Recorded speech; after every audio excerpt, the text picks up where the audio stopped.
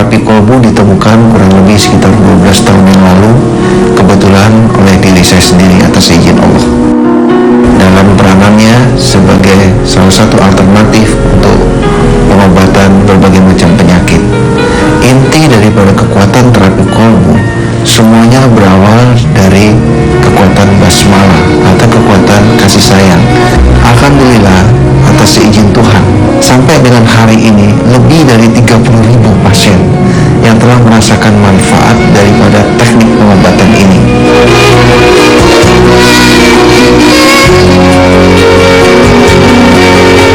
Saya sakit kepala sebelah kanan.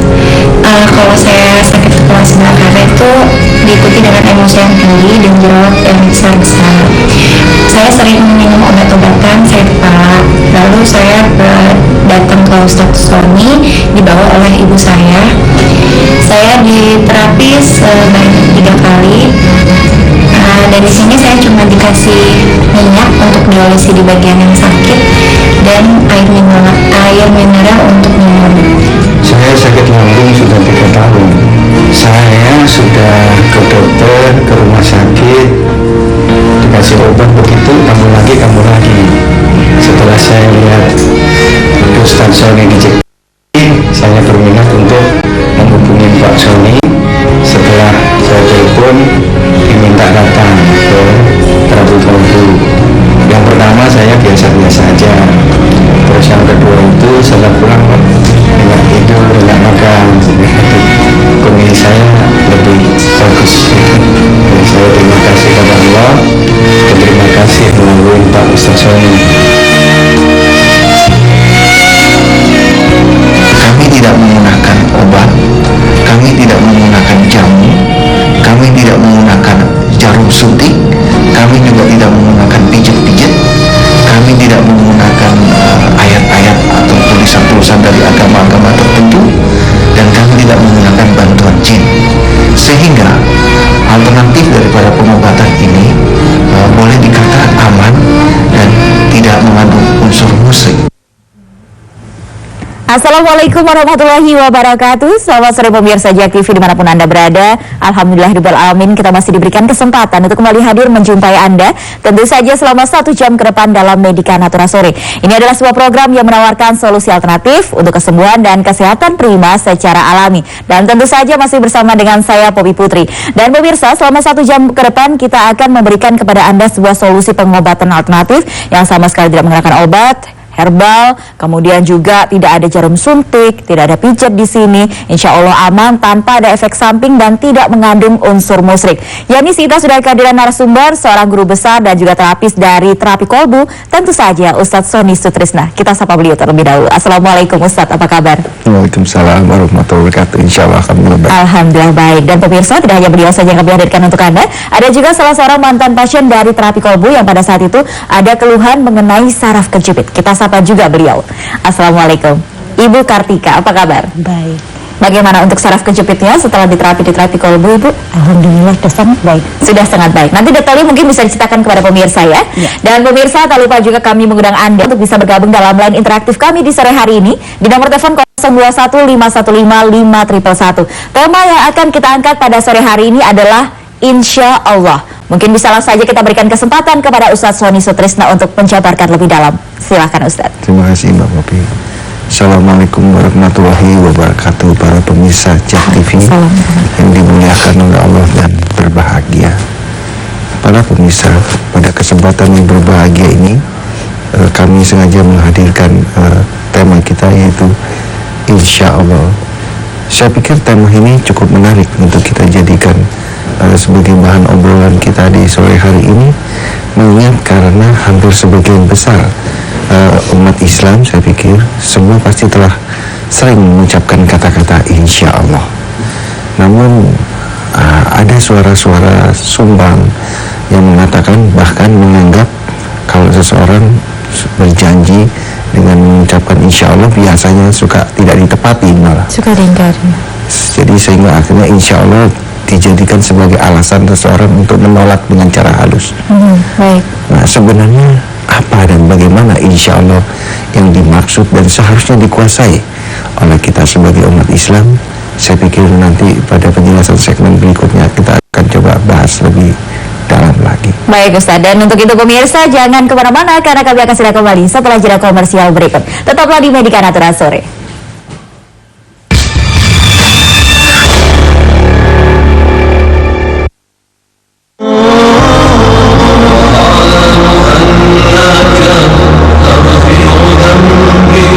Assalamualaikum warahmatullahi wabarakatuh.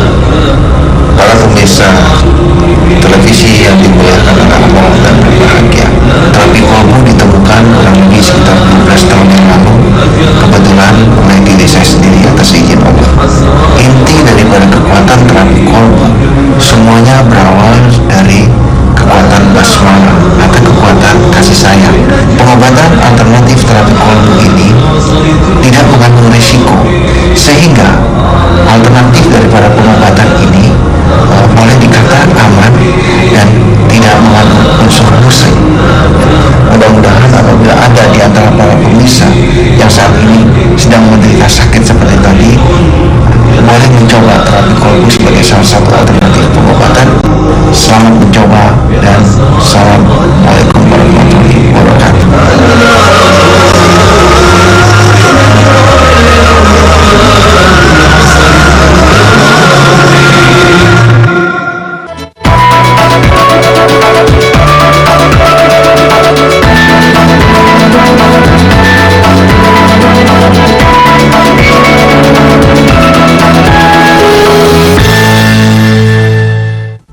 Informasi Anda selama 4,5 jam di Ada Apa Berita. Selamat berjumpa dalam Ada Apa Berita di awal minggu ini. Di masyarakat yang masih memiliki keluhan-keluhan ini bisa langsung ke Kan uang ya bingung mau diinvestasikan kemana? Ikuti terus saja Solusi Pasar bersama dengan Nur Mayanti yang sudah ditemani dengan narasumbernya ya. Nah, kita akan membaca dulu Twitternya. bahkan cuaca hasil prediksi dari BMKG. Di Jakarta kita bergeser sedikit ke kota Bandung. Ya, dan Dialog khusus mengenai isu teraktual, informasi hiburan, dikupas tuntas dalam dialog interaktif. Menunjukkan bahwa itu adalah gabungan dari Perbincangan yang selalu mencerdaskan, serius, namun tetap santai membahas isu terhangat bersama narasumber terkemuka dalam talk show Ada Apa Berita. 4,5 jam nonstop, kami hadirkan informasi di Ada Apa Berita, hanya di Jak TV, My City, My TV.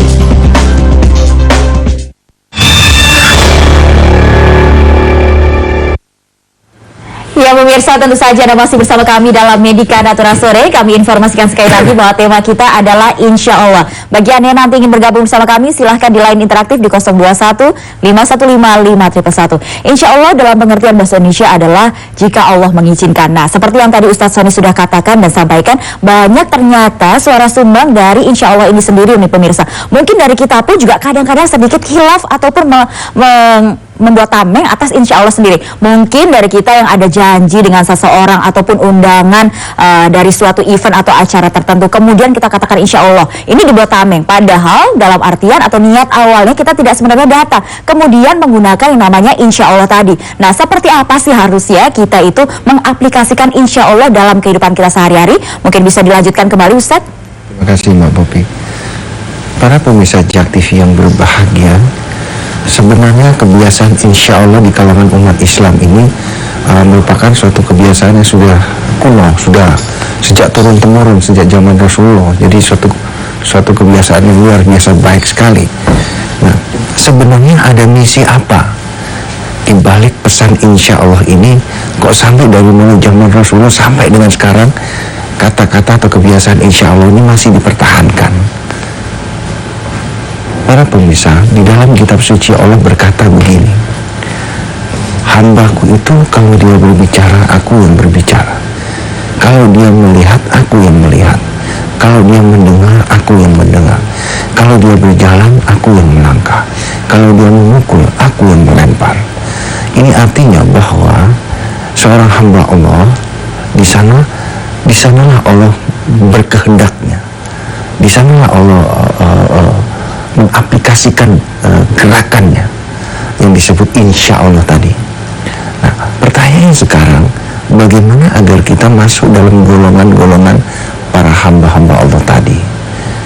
Para pemirsa Jak TV yang berbahagia, Di dalam kitab suci Allah mengatakan begini, cintailah orang lain seperti kau mencintai dirimu sendiri. Nah, kalau kita sudah berbicara kita harus mencintai orang lain seperti kita mencintai diri kita sendiri. Nah, kembali lagi, biasanya benturannya adalah faktor ego yang ada di dalam diri kita.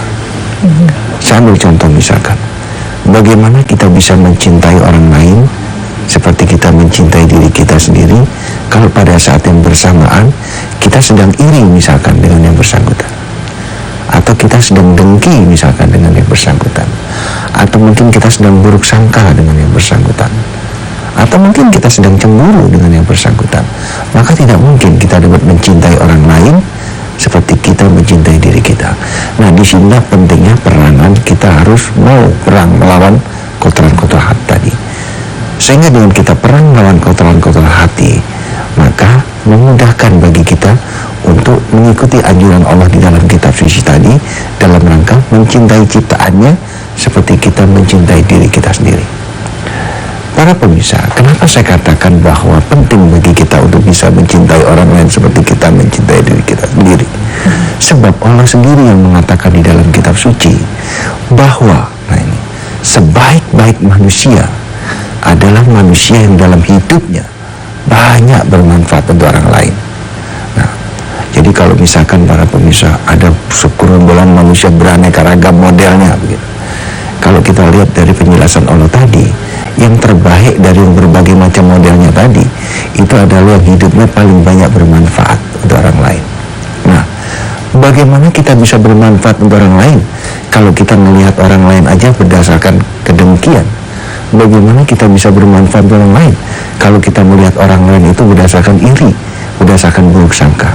Nah, hanya satu supaya kita bisa bermanfaat orang lain, maka kita harus mencintai orang lain itu seperti kita mencintai diri kita sendiri.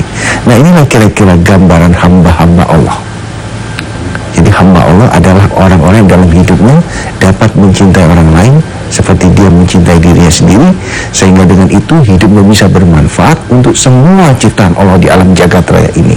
Sebab dialah orang-orang yang dikatakan oleh Allah, dialah manusia-manusia yang terbaik.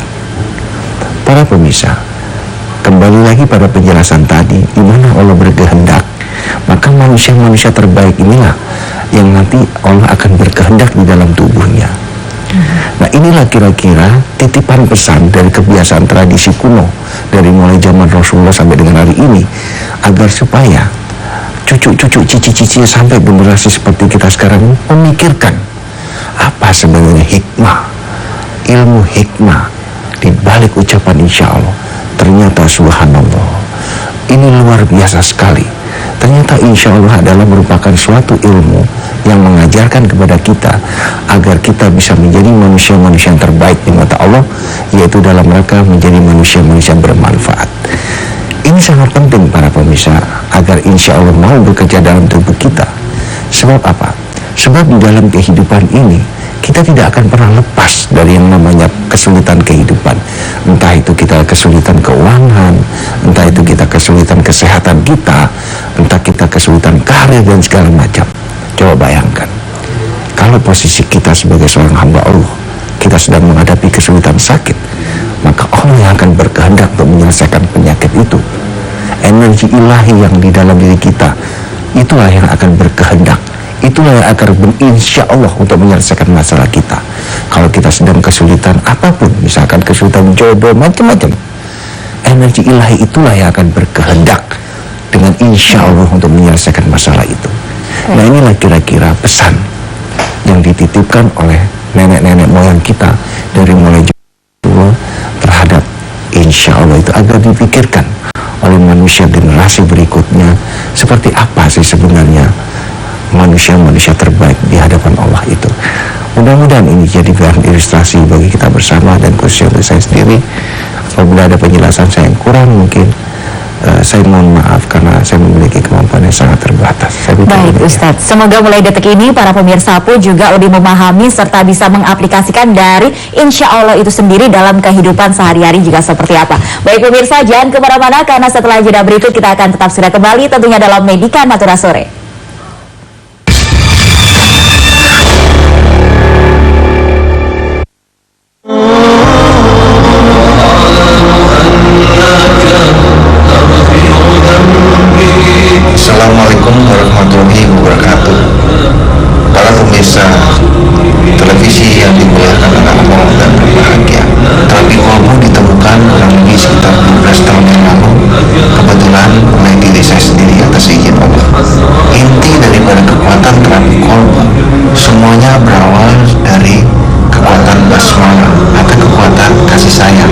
Pengobatan alternatif terapi kolbu ini tidak mengandung risiko, sehingga alternatif daripada pengobatan ini boleh dikata aman dan tidak mengandung unsur musik. Mudah-mudahan apabila ada di antara para pemirsa yang saat ini sedang menderita sakit seperti tadi, boleh mencoba terapi kolbu sebagai salah satu alternatif pengobatan. Selamat mencoba dan assalamualaikum warahmatullahi wabarakatuh.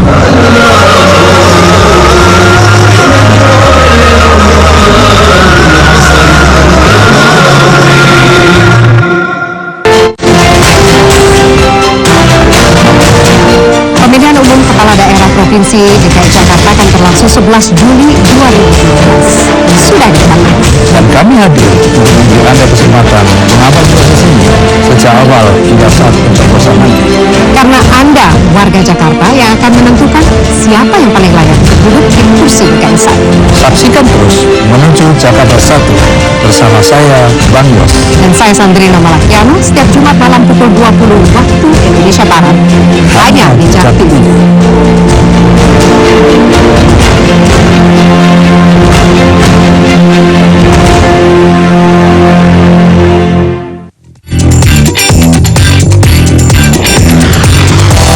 Jangan stres ya pemirsa. Wajahnya belasan alami itu gara-gara buah doang 3 kali sehari. Oke, coba taruhan sama saya, ntar kulitnya lebih bercahaya. Double plak, jadi plak yang gampang pecah dari stres adrenalin tinggi. Namanya nggak apa-apa banget, makan organik aja. Kata dokter.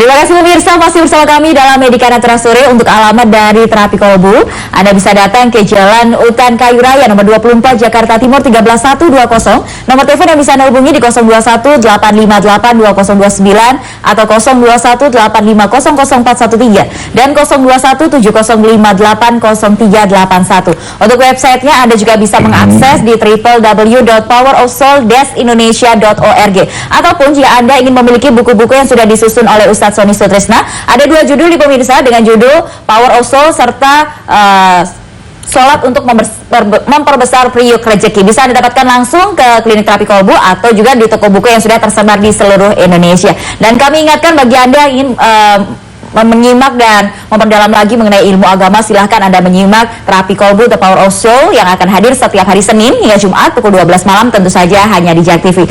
Baik pemirsa, kita juga sudah membuka line interaktif di 021 515 5111. Sembari menunggu telepon Anda, kita langsung saja bertanya kepada Ibu Kartika, salah seorang mantan pasien dari terapi kolbu yang ada keluhan saraf kejepit ya Ibu ya.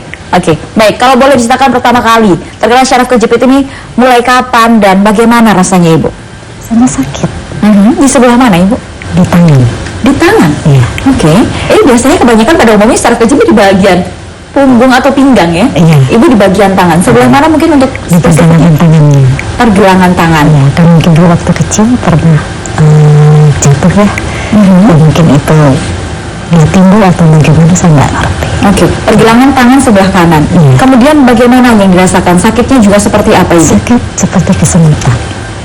Sudah berapa lama Ibu dari kecil itu? Enggak, jadi sakitnya itu waktu setahun yang lalu ya. Dan saya juga sudah berobat ke medis. Dan hasilnya kata dokternya memang ada saraf terjepit di pergelangan tangan saya. Oke, mungkin Ibu sudah melakukan terapi-terapi di pengobatan secara medis atau ke dokter begitu Ibu? Ke medis sudah, alternatif lain sudah. Tapi karena tempatnya jauh, kebetulan anak saya nggak mau ditinggal. Terus saya lihat di TV ada acara di Jak TV ya. Beberapa kali saya lihat, mungkin itu saya terpanggil untuk apa yang membuat Ibu akhirnya yakin insya Allah dari terapi kolbu bisa menjadi sebuah solusi atas keluhan yang saat itu Ibu derita? ya, saya yakin insya Allah bisa sembuh di tempat. Oke, jadi pada awalnya memang Ibu sudah pengobatan secara medis juga, kemudian mendapatkan informasi, kemudian menyimak salah satu tayangan Medika Natural bersama dengan Ustaz Sony, akhirnya teryakinkan untuk datang ke terapi kolbu. Pertama kali Ibu datang dengan kondisi seperti apa? Sakit. Masih dalam keadaan sakit. Mungkin disertai dengan bengkak juga? Tidak, hanya memang rasa sakit. Tidak bisa melakukan aktivitas seperti apa? Bisa, tapi tidak terlalu yang berat ya. Oke, mungkin tidak terlalu maksimal begitu ya Bu ya. Jadi tapi tetap rasanya sakit. Baik. Seperti nyeri kah atau Nyeri, kesemutan. Oke, baik. Dan kemudian diterapi seperti apa pada saat Ibu pertama kali datang ke terapi kolbu? Pertama kali saya datang itu diterapi sama asistennya dulu, kurang